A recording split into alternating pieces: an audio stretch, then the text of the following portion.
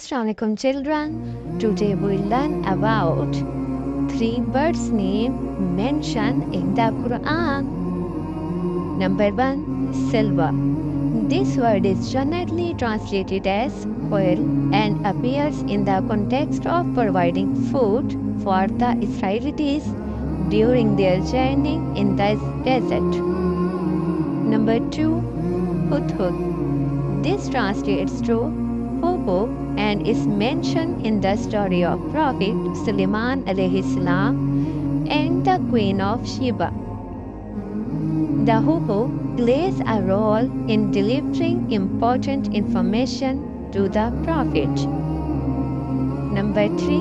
Ghurāb. This word translates to crow and appears in a story about Prophet Musa alayhi salam and identifying a murderer.